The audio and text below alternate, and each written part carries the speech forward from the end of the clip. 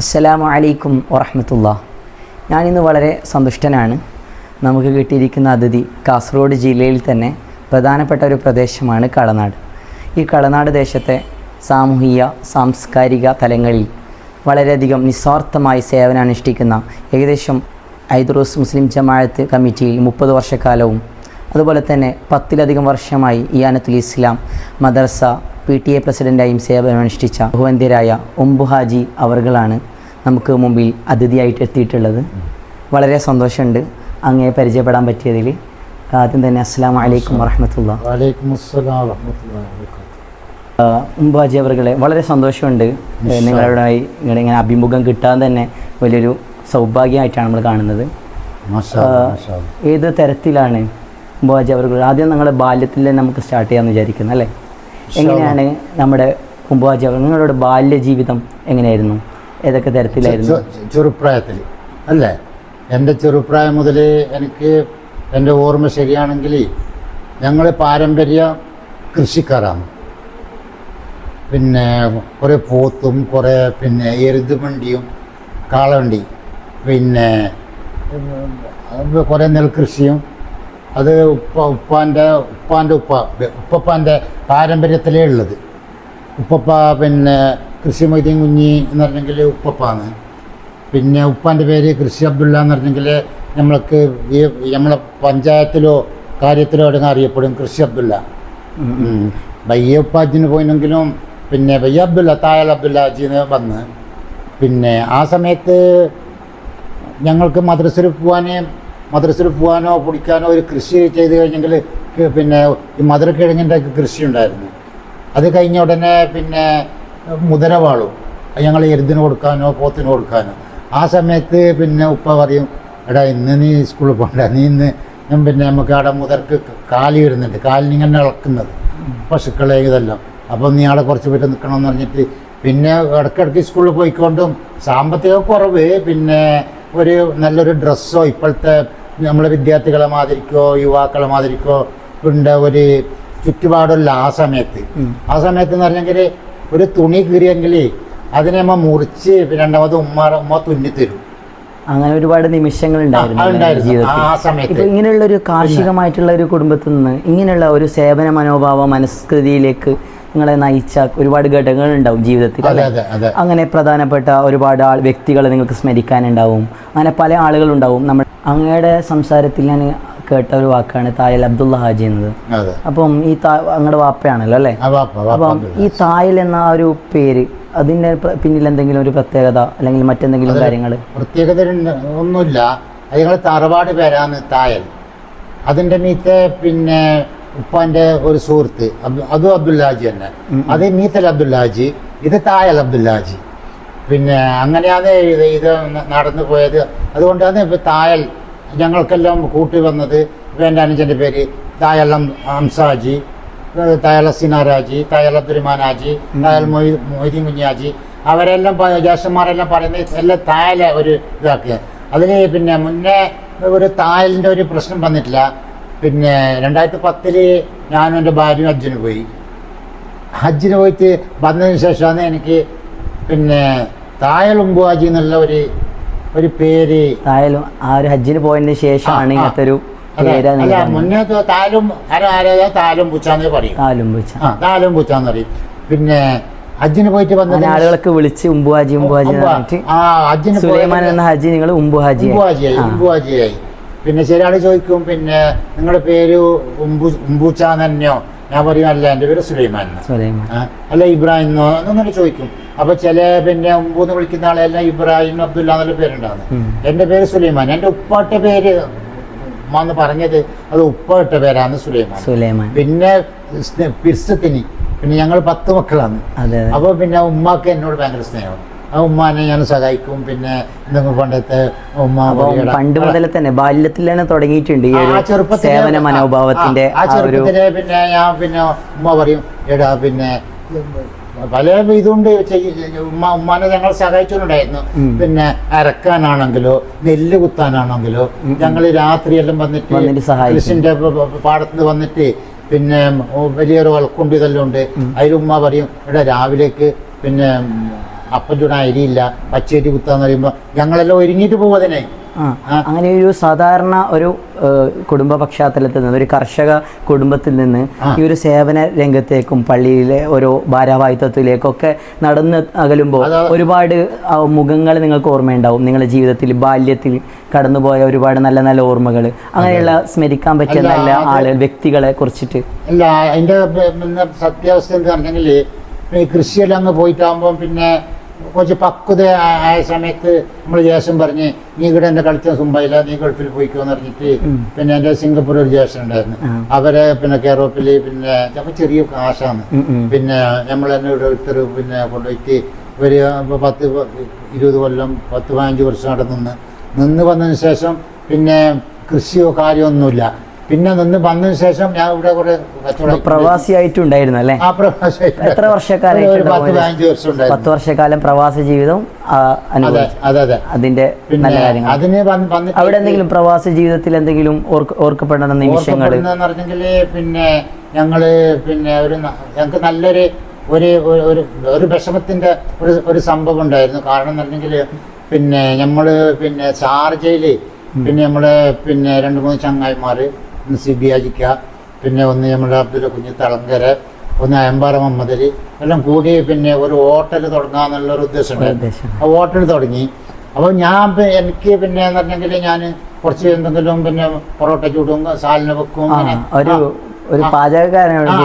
അങ്ങനെയെല്ലാം ഉണ്ടായിരുന്നു. അപ്പോൾ എന്നോട് 1 വർഷം നടത്തിയിട്ട് പറഞ്ഞ് ഇത് അപ്പം കുറച്ച് ലോസിൽ ഹോട്ടലിൽ പോകുന്നതെന്ന് ഞങ്ങൾക്ക് മനസ്സിലായി.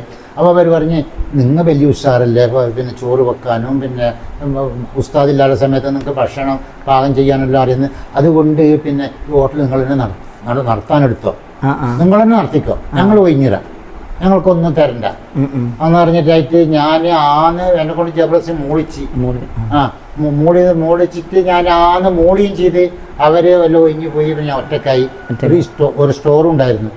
അപ്പം പ്രയാസപ്പെട്ടു. അതിൻ്റെ അപ്പോൾ നല്ലോണം വിഷം നല്ലോണം ആയി എന്ന് പറഞ്ഞെങ്കിൽ എൻ്റെ ഒരു പിന്നെ മറ്റേ മോനുണ്ടായിരുന്നു. അവനെ ഞാൻ വിസ എടുത്തിട്ട് കൊണ്ടുവന്നു, അർബാബിൻ്റെ വിസ എടുത്തിട്ട് കൊണ്ടുപോയതിന് ശേഷം എനിക്ക് തലവേദന കൂടിയതല്ലാണ്ട് കുറഞ്ഞില്ല. പിന്നെ ഞാൻ എന്താക്കിയ അവനക്ക് തന്നെ ഹോട്ടലുകൾക്ക് കൊടുത്ത് ഞാൻ നാട്ടിലെത്തും. ഓക്കെ, വളരെയധികം ഒരു life is A crystal stair, ഒരു അപ്പ് ആൻഡ് ഡൗൺ ഒക്കെ ഉണ്ടാവും അല്ലേ? ജീവിതമാകുമ്പോൾ ഒരു താഴ്ച ഒരു ഉയർച്ച ഒക്കെ ഉണ്ടാവും. ജീവിതത്തിന്റെ ഒരു കെമിസ്ട്രിയാണ്. എനിക്ക് അത് ഭയ്യ തോന്നി. പിന്നെ ഈ ഹോട്ടൽ പിന്നെ കൊണ്ട് നടത്താൻ പറ്റില്ല എന്നുള്ള തോന്നിട്ടാകുമ്പോൾ ഞാൻ പിന്നെ എനിക്കെന്തോ എൻ്റെ ഒരു മനസ്സിൽ തോന്നുന്നു. പിന്നെ എന്തോ പിന്നെ എനിക്ക് വിഷമം, ഞാൻ ഇതിൽ നിന്ന് കുറച്ച് വിഷമമായി പോവോ, ഇവൻ എന്നെ നടത്തിട്ട് നടത്തിട്ട് ഞമ്മ എല്ലാം ഇട്ടിളക്കി നാട്ടിൽ വന്നിട്ടായിട്ട് പിന്നെ ഒരു ഓട്ടോറിക്ഷ എടുത്തുകൊണ്ടും പിന്നെ അങ്ങനെ കച്ചവടമായിക്കൊണ്ടെല്ലാം വീണ്ടും നാട്ടിലേക്ക് വന്ന് പിന്നെ മേങ്ങും. പിന്നെ ഞങ്ങൾക്ക് ആ പണ്ടത്തെ പോത്തിനെ വാങ്ങും. എൻ്റെ മകനും ഞാനും പിന്നെ ഈ ഗൾഫിൽ നിന്ന് വന്നിട്ട് ഒരു കോളിൽ ഒരു പൈസക്കാരനായിട്ട് വന്നതല്ല, പിന്നെ നമ്മൾക്ക് ജീവിക്കണ്ടേ. അപ്പം എൻ്റെ മുമ്പത്തെ ചെറിയ പറയാന്നുണ്ടായത്. അപ്പോൾ ഞാൻ എന്താക്കുമെന്ന് പറഞ്ഞാൽ ഒരു പോത്തിനെല്ലാം വാങ്ങി പിന്നെ ഇവിടെ പാടത്തെല്ലാം ഊവാൻ പോകും, ബൾപ്പിലെല്ലാം തെങ്ങിൻ്റെ ഇടക്കെല്ലാം ഊവാൻ പോകുന്നുണ്ട്. ചെറിയ പ്രായത്തിൽ തന്നെ ഈ ഗൾഫിൽ നിന്ന് വന്ന ഉടനെ പിന്നെ അപ്പോൾ പിന്നെ 4 പോത്തിനെ വാങ്ങിയിട്ട് ഒന്ന് എൻ്റെ മകൻ പൂട്ടും, ഒന്ന് ഞാൻ പൂട്ടും. അങ്ങനെ കുറേ നാൾ അങ്ങനെ കഴിഞ്ഞ് പിന്നെ കുറേ പശുക്കളെ പറ്റി അറിഞ്ഞെടുത്തോളം നല്ലൊരു പശുക്കളെ പറ്റിയിട്ട് പിന്നെ മൃഗസ്നേഹിയും കൂടിയാണ് അറിയാൻ പറ്റിയിട്ടുണ്ട്. അപ്പൊ പിന്നെ പശുവിനെ എല്ലാം കറന്ന് കൊടുത്തില്ല, എൻ്റെ മോൻ പാലെല്ലാം കൊണ്ടു കൊടുക്കും. പിന്നെ ഞങ്ങൾക്ക് തോന്നി പിന്നെ ഇത് നമുക്ക് ശരിയായില്ല എന്ന് തോന്നിയിട്ട് പിന്നെ ഭയങ്കര കഷ്ടം. പിന്നെ എല്ലാ ബിസിനസ് രംഗത്തെങ്ങാനും നിങ്ങൾ കൈവച്ചിട്ടുണ്ടായിരുന്നു? ഇല്ല, ബിസിനസ് വണ്ടി കച്ചവടം ഇങ്ങനെ ചെയ്തുകൊണ്ടായിരുന്നു. പിന്നെ ആ ഒരു ചാൻസിൽ ഞങ്ങൾക്കൊരു ഒരു ബസ്സും കിട്ടി. പിന്നെ പിന്നെ ഒരു കർഷക ഈ വരുമാനത്തിൽ തന്നെ നമ്മൾ സമ്പാദിച്ചിട്ട് ഒരു ബസ് നമുക്ക് കിട്ടിയ പിന്നെ ഒരു പഴയ ബസ് എടുത്ത് ആഗ്രഹമല്ല മനുഷ്യന്മാരെ.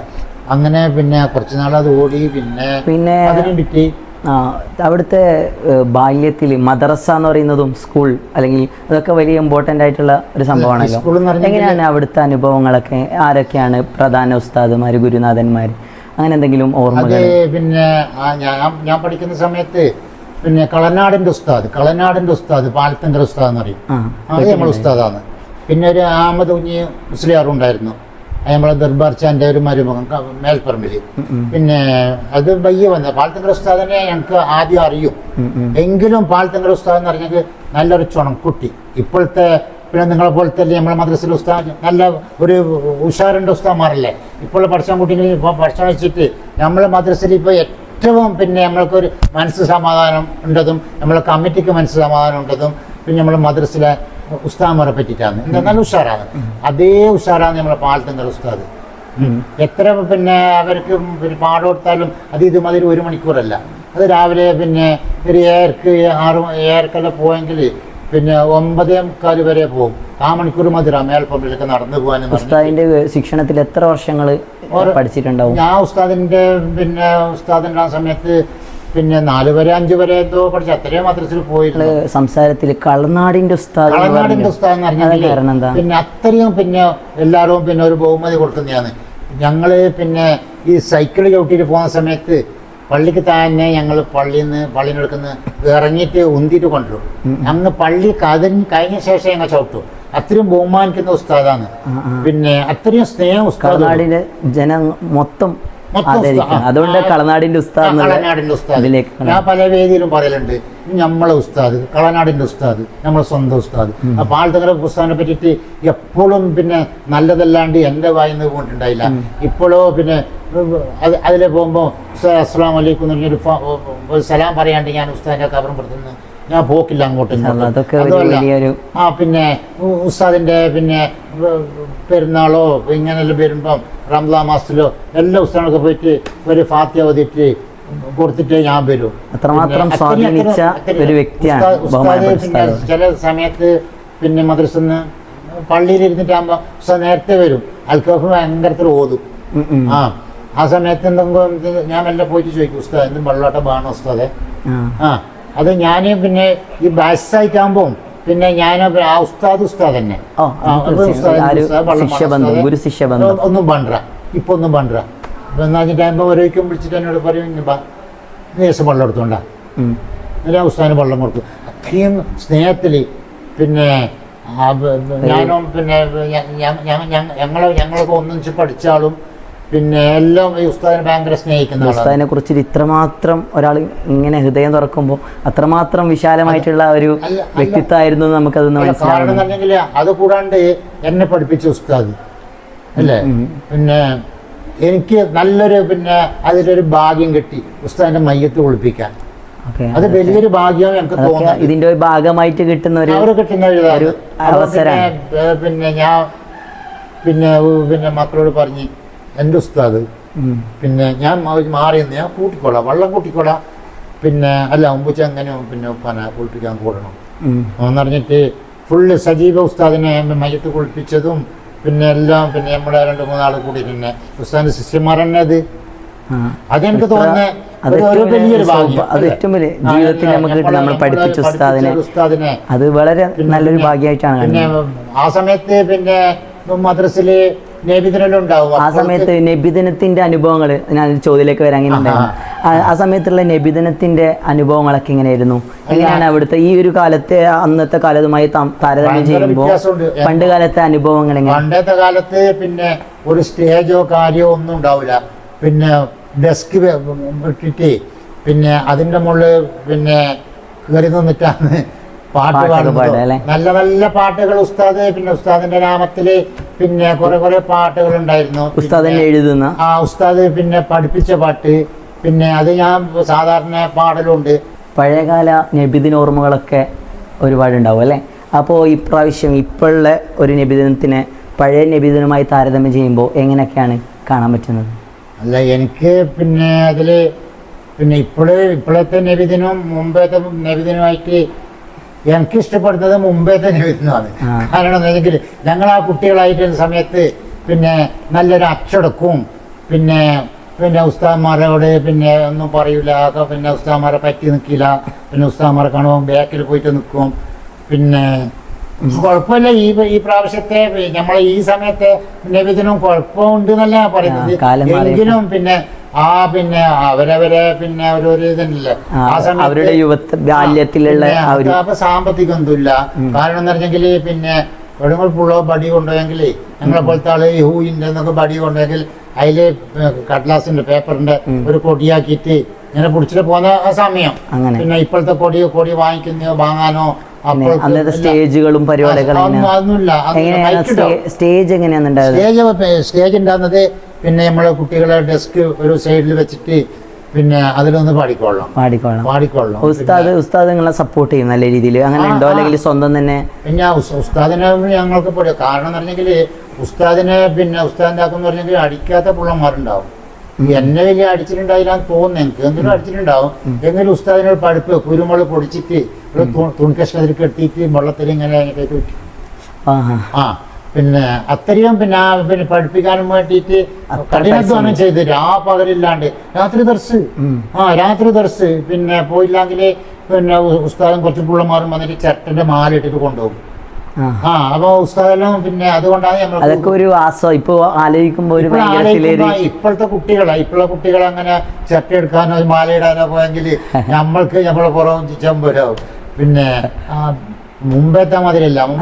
പഴയ കാലങ്ങൾ ഭയങ്കര രസമല്ലേ ആ നിബിധനത്തിന്റെ എല്ലാം പിന്നെ ഒരു ഇത് പറഞ്ഞെങ്കില് പിന്നെ അത് പണ്ട് കാലത്തെ ഈ കളനാട് മൊത്തം നബിദിനൊക്കെ ആകുമ്പോ ഭയങ്കരത്തിൽ ഇപ്പോഴുള്ള ആഘോഷത്തിനും കാട്ടിയും മൗലിദ് അതെല്ലാം ഉണ്ടാവും. പിന്നെ ചീരണി കൊടുക്കുന്നതും പിന്നെ കാര്യം എല്ലാം ഉണ്ടാവും. പഴയ കാലം മുതലേ തന്നെ ഉണ്ട് അല്ലേ?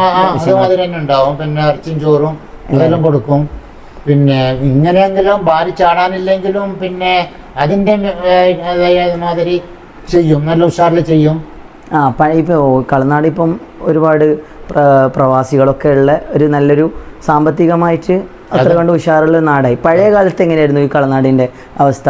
എങ്ങനെ അധികം കൃഷി സംബന്ധമായിട്ടുള്ള ആണോ? അപ്പോൾ കൃഷിയാണ് ഇതിൽ ആ സമയത്ത് കൃഷി. ഇന്ന് ഗൾഫിലെ കാര്യമോ പിന്നെ ബിസിനസ്സോ കാര്യമോ ഒന്നും പിന്നെ ആ സമയത്തില്ല. പിന്നെ എല്ലാ പാവപ്പെട്ട ആൾക്കാരാണ്. പിന്നെ എങ്കിലും പിന്നെ അന്ന് അധികവും പ്രധാന വരുമാനം കൃഷിയായിരുന്നു. പിന്നെ പ്രധാന കൃഷി എന്ന് പറയുമ്പോൾ പ്രത്യേക നെൽകൃഷിയാണ്. അന്ന് ഇവിടെ ഈ വീടുകളൊക്കെ പണ്ട് ഇപ്പൊ ഉണ്ടായ വീടുകളൊക്കെ അതിന്റെ പകരമായിട്ട് പാടങ്ങളാണ് പാടങ്ങൾ, എല്ലാ പാടങ്ങൾ 3 വിളക്കണ്ടം താഴോട്ട് പോയെങ്കിൽ 3 വിളക്കണ്ടം, അങ്ങോട്ട് ഇങ്ങോട്ട് പോയെങ്കിൽ ഒരേ വിള. അത് മാടത്തിൽ പിന്നെ വിത്തിട്ടെങ്കിൽ ഇതൊക്കെ നിങ്ങൾ എവിടെയാണ് ഇത് ചെയ്യാറുള്ളത്? ഇത് സാധനം നെല്ല് മാർക്കറ്റിലേക്ക് വെക്കും അല്ലേ? പിന്നെ ഗൾഫിൽ നിന്ന് വന്നതിന് ശേഷം പിന്നെ കുറെ പാട്ടത്തിന് എടുത്തിട്ട് പിന്നെ കുറെ കൃഷിയാക്കിയിരുന്നു. പിന്നെ ഈ കുടുംബശ്രീന്റെ ഇത് വന്നതുകൊണ്ട് നമ്മൾ പണിക്കാർ കിട്ടണ്ടായി. കുടുംബശ്രീ 4 ഏക്കറ് പിന്നെ 2-3 ഏക്കറ് പിന്നെ നെൽകൃഷിയാക്കിയിട്ട് നാട്ടുപണിയൊക്കെ കഴിഞ്ഞിട്ട് അതിനും പയ്യം കൊയ്യാനാകുമ്പോൾ മൂരാനാകുമ്പോഴേക്ക് ആളില്ല. തൊഴിലുറപ്പ് പദ്ധതിന്റെ അവരെ പോയിട്ട് ഇന്ന് നാളെ പറഞ്ഞിട്ട് അത് കുറെ അങ്ങും വെള്ളത്തിൽ പോയി കുറെ അപ്പുറം പോയി. പിന്നെ അതിനുശേഷം പിന്നെ നിർത്തി പിന്നെ കൃഷിയൊക്കെ പിന്നെ നല്ല പൂവ കൃഷി ഉണ്ടായിരുന്നു ഈ ഏരിയയിൽ. ഈ ഏരിയയിൽ കുന്നും ഭാഗത്ത് അതും തിരക്കേടില്ല. നല്ല കൃഷി ഇത്. പിന്നെ നല്ലൊരു വരുമാനത്തിന്റെ നമ്മൾക്ക് ഓരോ വരുമാനം കുറച്ചെലവ് കഴിയാൻ അത് ഉണ്ടെങ്കിൽ ഇപ്പോഴും അത് പിന്നെ ഭയങ്കര ശല്യമായി. മുള്ളം പന്നിന്റെയോ മറ്റേ പണ്ട് കാലത്ത് മുള്ളം പന്നിന്റെ ഒക്കെ ഇറങ്ങാറുണ്ടാവും. അത് മാന്തിയിട്ട് ഇപ്പൊ ഒന്നും പിന്നെ ഞമ്മ കളക്കാൻ പോണ്ട, അതിനെ കളിച്ച് തിന്നിട്ട് പോകും. അപ്പൊ അതുകൊണ്ട് അതെല്ലാം നിർത്തി.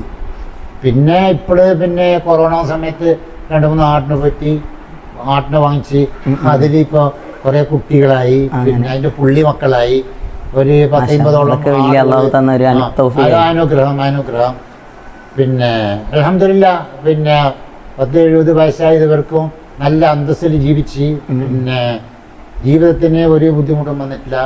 പിന്നെ ഒരു മകനുണ്ട്, ഗൾഫിൽ പോവും വരും എന്നല്ലാണ്ട് പിന്നെ ഞാൻ പായപുര വിളിച്ച് പിന്നെ ഒരു ആഗ്രഹം ഉണ്ടായിരുന്നു. പിന്നെ എല്ലാവർക്കും ഞാൻ അറിയാൻ പറ്റിയ ഒരു കാര്യം എന്ന് വെച്ചാൽ നിങ്ങളുടെ ഒരു പേരക്കുട്ടിക്ക് സുലൈമാൻ എന്നുള്ള പേരിടാനുള്ള ഉസ്താദിനുള്ള ഒരു പിരിശം ഉണ്ടാകും. അത് പിന്നെ എന്നെ പിന്നെ ഉസ്താദ് മരിക്കോളും സുലൈമാൻ എന്ന് വിളിച്ചിനെ. നമ്മൾ ഉസ്താദ് മരിക്കോളും എന്നെ സുലൈമാൻ എന്നെ വിളിച്ചുകൊണ്ടായിരുന്നു. പിന്നെ സുലൈമാൻ എന്ന് വിളിക്കുന്ന ആളുണ്ടായിരുന്നില്ല. പിന്നെ അപ്പൊ ഞങ്ങൾക്ക് തോന്നി പിന്നെ ഞാൻ മരിച്ചിട്ട് പോകും. അപ്പോൾ നമ്മളൊരു കുടുംബത്തിൽ സുലൈമാൻ ഇരുന്നോട്ടെ എന്ന് പറഞ്ഞിട്ട് പിന്നെ പിന്നെ എല്ലാവരോടും കുടുംബത്തോട് ചോദിച്ചിട്ട് എൻ്റെ പേരിടാൻ എനിക്ക് ഉദ്ദേശമുണ്ട് കുഞ്ഞിക്കെന്ന് പറയുമ്പോൾ പറഞ്ഞു കേട്ടോ എന്ന് പറഞ്ഞിട്ട് അങ്ങനെയാണ് സുലൈമാൻ്റെ പേരിട്ടത്. അപ്പോൾ ഇപ്പോൾ ചില ടൈമിനെല്ലാം പിന്നെ സ്കൂളിലെല്ലാം ചേർക്കാൻ പറ്റുന്നത് നിങ്ങളുടെ പേരെന്നെ പിന്നെ സുലൈമാനിക്ക് കുട്ടി കിട്ടുന്ന എന്ന് പറയും. പിന്നെ അൽഹംദുലില്ലാ നല്ല ഉഷാറായിട്ട് പിന്നെ ഇപ്പം പെരുമാറി നടന്ന് അവൻ പഠിക്കുന്നുണ്ട്. ഇപ്പോഴും പഠിച്ചു വെച്ചിട്ട് ബുദ്ധിമുട്ട് നമ്മൾക്ക് പഠിച്ചു വെച്ചിട്ടൊന്നുമില്ല. പിന്നെ ഇപ്പോഴും മേനത്ത് പിന്നെ കമ്മിറ്റിയിലുണ്ടായിരുന്നു ജമാഅത്ത് കമ്മിറ്റിയിൽ കഴിഞ്ഞ പ്രാവശ്യം. പിന്നെ ഒരുപാട് വർഷക്കാലമായല്ലോ ജമാഅത്ത് കമ്മിറ്റി, ഒരുപാട് വർഷക്കാലമായല്ലോ ജമാഅത്ത് കമ്മിറ്റി ആണെങ്കിൽ ഏകദേശം ഒരു 30 വർഷത്തോളമായി. അതുപോലെ തന്നെ PTA ഇനാത്തുൽ ഇസ്ലാം മദ്രസയുടെ PTA കമ്മിറ്റിയിൽ അങ്ങ് പ്രസിഡൻ്റായിട്ട് ഒരുപാട് വർഷങ്ങൾ സേവനം അനുഷ്ഠിച്ചിട്ടുണ്ട്. അവിടുത്തെ ഒക്കെ അനുഭവങ്ങൾ എങ്ങനെയാണ് ഓരോ വർഷങ്ങൾ എന്തെങ്കിലും വ്യത്യസ്തമായിട്ടുള്ള അനുഭവങ്ങൾ? പള്ളിൻ്റെ കാര്യം എന്ന് പറഞ്ഞെങ്കിൽ പള്ളിയിൽ പിന്നെ കുറച്ച് വർഷം പിന്നെ മെമ്പറായിട്ട് നിന്ന് പിന്നെ ഇവരെന്നെ മെമ്പറിൽപ്പെട്ട ആളും പിന്നെ മേലെത്തട്ടിലിരിക്കുന്ന ആളും പറഞ്ഞ് നിങ്ങളെപ്പോഴും പിന്നെ വേറെ മെമ്പറായിട്ട് ഇരിക്കാൻ പറ്റിയില്ല. അങ്ങനെ വൈസ് പ്രസിഡന്റ് ആക്കി. ഒരു 4-5 കൊല്ലം വൈസ് പ്രസിഡന്റായിട്ട് തുടർന്ന് പോയി. പിന്നെ കഴിഞ്ഞ പ്രാവശ്യം പിന്നെ എനിക്ക് പറ്റുന്നില്ല. നമ്മൾ പിന്നെ ജമാഅത്തിൻ്റെ കണക്കെന്ന് പറഞ്ഞെങ്കിൽ അവർ കമ്മിറ്റിക്കാരെ വിളിക്കുമ്പോൾ നമുക്ക് പോകണം. പോയില്ലെങ്കിൽ അത് നമുക്ക് നാളെ അള്ളാഹ് മറുപടി പറയേണ്ടി വരും. നമ്മൾക്ക് പണിയിലാക്കിയിട്ട് പോകാൻ പറ്റുന്നില്ല. പിന്നെ കുറേ കൂവ കൃഷിയായെങ്കിലും കുറേ ആടായെങ്കിലും ഇപ്പോഴും ഏക്കർ കണക്കിന് കൃഷിയൊക്കെ ചെയ്യുന്നുണ്ട്. കൃഷി ചെയ്യുന്നുണ്ട്. ഇപ്പൊ പൂവ കൃഷി ചെയ്തുകൊണ്ടായിരുന്നു. ഇപ്പം അതെല്ലാം നിർത്തി. കാരണം എന്ന് പറഞ്ഞെങ്കിൽ പിന്നെ ഒന്നും സ്ഥലമില്ല. ഈ താലസ്ഥലത്ത് നട്ടുണ്ടായിരുന്നു. പിന്നെ അതെല്ലാം പോയി പിന്നെ കൊടുത്ത് പിന്നെ അനുജന് പിന്നെ ഇപ്പം ഇങ്ങനെ ആട് വളർത്തിക്കൊണ്ടും പിടിച്ചുകൊണ്ടും ഇങ്ങനെ നിൽക്കുന്നതല്ലാണ്ട് പിന്നെ വേറെ ഒന്നുമില്ല. വേറെ വലിയൊരു അനുഭവമായിട്ടുള്ളത് തന്നെ മദ്രസിൻ്റെ. ഞാൻ അങ്ങയെക്കുറിച്ച് അറിയാൻ പറ്റിയ ഒരു കാര്യം എന്ന് വെച്ചാൽ അങ്ങ് ഈ കളനാട് മദ്രസയിൽ ഇനാത്തുൽ ഇസ്ലാം മദ്രസയിൽ വന്ന മുഫദ്ദിശുകളായിക്കോട്ടെ ആലിമ്യങ്ങളായിക്കോട്ടെ മറ്റു ഉസ്താദുമാരും ആയിക്കോട്ടെ, അപ്പോൾ അവരൊക്കെ അങ്ങയുടെ വീട്ടിൽ വന്നിട്ട് നിങ്ങൾ സൽക്കാരം വളരെ ഉഷാറായിട്ടുള്ള വിരുന്നൊക്കെ ഒരുക്കി നല്ല രീതിയിൽ സൽക്കരിക്കുന്ന ആ ഒരു സ്വഭാവത്തിൻ്റെ ഉടമയാണെന്നാണൊക്കെ അറിയാൻ പറ്റിയിട്ടുണ്ട്. അപ്പോൾ അതിന് പിന്നിലുള്ള കാര്യങ്ങളൊക്കെ എന്താണ്? അത് സ്വന്തം ഇഷ്ടപ്രകാരമാണോ അല്ലെങ്കിൽ വീട്ടുകാരോ അല്ലെങ്കിൽ മറ്റെന്തെങ്കിലും ഘടകങ്ങൾ അതിലടങ്ങിയിട്ടുണ്ടോ? അല്ല, അതിൻ്റെ എന്ന് പറഞ്ഞെങ്കിൽ പിന്നെ നമ്മൾക്ക് പിന്നെ ഉസ്താദന്മാർക്ക് ഈ നബിദിനം വരുമ്പോഴോ പിന്നെ അല്ലാത്ത പിന്നെ വേറെ എന്തെങ്കിലും നമ്മുടെ മദ്രസയിൽ ഡ്യൂട്ടി കൂടുതലുണ്ടെങ്കിൽ ഞാൻ ഉസ്താദ് പറയും നമുക്ക് പിന്നെ ഞങ്ങൾ പറയുന്നത് ഇങ്ങനെ പറയും നാളെ ഉസ്താദന്മാർ ഡ്യൂട്ടി കൂടിയിട്ടുണ്ടല്ലോ, അപ്പോൾ അവർക്ക് ചായ വേണമല്ലോ. അപ്പോൾ പിന്നെ ഇവരെ എൻ്റെ മരുമകളും വലിയ ഉഷാറാണ്, ഭാര്യ അതിനാട്ടി വലിയ ഉഷാറ്. അവർ പറയും പിന്നെ ഞമ്മക്കിവിടെ ഞങ്ങൾ ഉണ്ടാക്കി തരാം, എത്ര ഉസ്താദുണ്ടെങ്കിൽ ഞങ്ങൾ ഉണ്ടാക്കി തരാം. നല്ല സപ്പോർട്ട് എന്ന് പറഞ്ഞു കഴിഞ്ഞാൽ ആ സപ്പോർട്ടിലാണ് എനിക്ക് പിന്നെ ആ മദ്രസിലോ ഉസ്താദന്മാരുടെ സ്നേഹവും ഉസ്താദന്മാർ എന്നോട് സ്നേഹവും പിന്നെ എനിക്ക് ഒരു സന്തോഷം എന്ന് പറഞ്ഞെങ്കിൽ എനിക്ക് പിന്നെ 10-70 വയസ്സായി. എനിക്ക് എത്രയോ ഈ 10 വർഷത്തെ സലാത്തും സലാമോ ഈ മക്കളെ കിട്ടി. അപ്പോൾ ആ മക്കളും എപ്പോൾ കണ്ടിട്ടാകുമ്പോൾ മുജാസ്ലാം അലൈക്കും. അപ്പോൾ അതാണ് എൻ്റെ ഒരു വിജയം. പിന്നെ അത് ഇങ്ങനെ പിന്നെ ഉസ്താദന്മാർ നല്ല ഒരു സ്നേഹം. പിന്നെ നമ്മൾക്ക് പിന്നെ ഈ ഉസ്താദന്മാരുടെ സ്നേഹം വരാൻ കാരണം തന്നെ പിന്നെ ഈ ഉസ്താദന്മാർ എന്നെ സ്നേഹിക്കുന്നത് കൊണ്ട് എനിക്ക് ഭയങ്കര സ്നേഹം. പിന്നെ നല്ല സ്വഭാവത്തിൽ സംസാരിക്കും.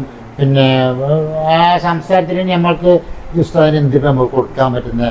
അമ്മ വരുന്ന ഉസ്താദന്മാരെല്ലാം വിളിക്കുക, അവർക്ക് എന്തെങ്കിലും പിന്നെ ഭക്ഷണം ഉണ്ടാക്കിയിട്ട് കൊടുക്കുക, അങ്ങനെ തോന്നിപ്പോകുന്നത്. പിന്നെ ചില ആൾ പറയുന്നത് നിങ്ങൾക്ക് എന്താ നീ ഇപ്പോൾ ഉസ്താദിനെ കൊണ്ടുവന്ന് പിന്നെ കുറേ ചിലവല്ലേ.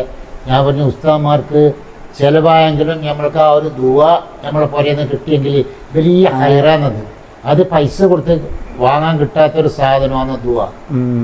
നമ്മൾ ഉസ്താദന്മാർ 2-3 ഉസ്താദന്മാർ വന്നിട്ട് ഒരു 10 ഉസ്താദന്മാർ വന്നിട്ട് ഒരു ഉസ്താദ് ദ്വാരക്കും മറ്റൊരെല്ലാം ആമയും പറഞ്ഞിട്ടാകുമ്പോൾ പിന്നെ നമ്മൾക്ക് എന്തെങ്കിലും പഠിച്ചത് നമ്മളെ തന്നുകായല്ലോ എന്നുള്ള ഒരു ഉദ്ദേശത്തോട് കൂടിയിട്ടാണ് ഉസ്താദന്മാർക്ക് ഭക്ഷണം കൊടുക്കാനും എനിക്കും പൊതുവെ ഇസ്ലാമിൽ വെച്ചാൽ ഈ ഭക്ഷണം കൊടുക്കുക, അതിഥി സൽക്കാരം എന്നൊക്കെ പറയുന്നത് വളരെയധികം പ്രോത്സാഹിപ്പിക്കപ്പെട്ട ഒരു സംഭവമൊക്കെയാണ്. എന്നാൽ ഇന്ന് പണ്ടത്തെ അപേക്ഷിച്ചിട്ട് ഇന്നത്തെ കാലത്തൊക്കെ അത് കുറഞ്ഞു വരുന്ന ഒരു കാര്യങ്ങളൊക്കെ കാണുന്നുണ്ട് അല്ലേ? ഇന്നത്തെ സമൂഹത്തിൽ അല്ല ഇത് ചില ആൾക്കാരെന്ന് പറഞ്ഞെങ്കിൽ ഉസ്താദ് എന്ന് പറയുമ്പം പിന്നെ ഒരെന്തോ മാതിരിക്കുള്ള ഒരു കാരണം ഞാൻ തന്നെ എൻ്റെ തന്നെ അഭിപ്രായത്തിൽ ഒന്നും ഉസ്താദ്മാർ എന്തിനു പറയുന്നത് ഉസ്താദ്മാർ എന്താക്കല് എന്തെങ്കിലും ഒരു പരിപാടി വന്നിട്ടാകുമ്പം ചില ആൾക്കാരും അവർക്ക് അറിയാത്തത് കൊണ്ട് പറയുന്ന ഉസ്താദന്മാർ അതമ്പ് പഠിപ്പിച്ചിട്ടില്ല. ഈ ഞാൻ അറിഞ്ഞിടത്തോളം പിന്നെ ഞാൻ ഉസ്താദ്മാർക്ക് സപ്പോർട്ട് നിൽക്കുന്നതല്ല. ഈ പിന്നെ 1 മണിക്കൂറിന് 1.25 മണിക്കൂറിന് ഈ പൊന്നു പോലത്തെ ഉസ്താദ്മാർ എന്തെല്ലാം പഠിപ്പിക്കണം, നിസ്കാരത്തിനെ പറ്റി പഠിപ്പിക്കണം, കുളിനെ പറ്റി പഠിപ്പിക്കണം, ഓതുവിനെ പറ്റി പഠിപ്പിക്കണം, പിന്നെ നിസ്കാരത്തിനെ പറ്റി പഠിപ്പിക്കണം, അതബ് പഠിപ്പിക്കണം. എങ്കിലും ഞാനന്ന് അവരുടെ മൂപ്പരോട് പറഞ്ഞ് കുറച്ചും കൂടി നിങ്ങൾക്ക് പഠിപ്പിച്ചുകൂടെ, ഒരു അതബ് നിരന്നത് കുറച്ചും കൂടി നിങ്ങൾ പറഞ്ഞു കൊടുത്തേ, ബാക്കി ഉസ്താദ്മാർ പറഞ്ഞു കൊടുത്തൂടെ. നിങ്ങൾ പിന്നെ തൊട്ടേനും വെച്ചേനും നിങ്ങൾ പറയും ഉസ്താദ്മാർ അതബ് പഠിപ്പിച്ചിട്ടില്ല. എനിക്ക് പിന്നെ നമ്മളെ മുഖദ്ദീസ് ഉസ്താദ് എങ്ങനെ നമ്മളെ കുട്ടികൾ നല്ല കുട്ടികളും അല്ല പിന്നെ അവർക്ക് പിന്നെ നല്ല അഭിപ്രായം നമ്മളെ മദ്രസിനെ പറ്റിയിട്ടും കുട്ടികളെ പറ്റിയിട്ടും നമ്മൾ ഉസ്താദ് മിനിയാന്ന് വന്നിട്ടാകുമ്പോൾ പിന്നെ ഉസ്താദ് പിന്നെ ഞാൻ മുന്നേ അങ്ങോട്ട് അഡ്വാൻസ് ആയിട്ട് പറഞ്ഞു ഉസ്താദ് എല്ലാം ജഗജില്ലാന്ന് ഉസ്താദ് നമ്മളെ ഉസ്താദ്മാരില്ല. ഞാൻ 10-16 ഉസ്താദ്മാരുണ്ടതിൽ എല്ലാം ഇംഗ്ലീഷിലല്ലാണ്ട് സംസാരിക്കുന്നില്ല. ഈ ഒരു കാലത്തിന്റെ പ്രത്യേകത വെച്ചാൽ ഇന്നിപ്പോ എല്ലാം അത്യാവശ്യമാണ്. ഇസ്ലാമികമാണെങ്കിലും അക്കാഡമിക വിഷയങ്ങളൊക്കെ ആണെങ്കിലും എല്ലാം കൈകാര്യം ചെയ്യുന്ന മികച്ച ഉസ്താദ്മാരൊക്കെ ഉണ്ട്. അപ്പോൾ അവരൊക്കെ നിങ്ങൾ നല്ല രീതിയിൽ അവരോടുള്ള പെരുമാറ്റമാണെങ്കിലും അവരെ സൽക്കരിക്കുന്ന രീതിയാണെങ്കിലും ഒക്കെ മറ്റു വ്യത്യസ്തമാണ്. അപ്പം മൊത്തത്തിൽ വളരെ ഒരു എന്താ പറയുക ഒരുപാട് അനുഭവ സമ്പത്തായ ഒരു ജീവിത പശ്ചാത്തലമാണ്, അല്ലെങ്കിൽ ജീവിതമാണ് ഇപ്പോൾ നയിച്ചുകൊണ്ടിരിക്കുന്നത്.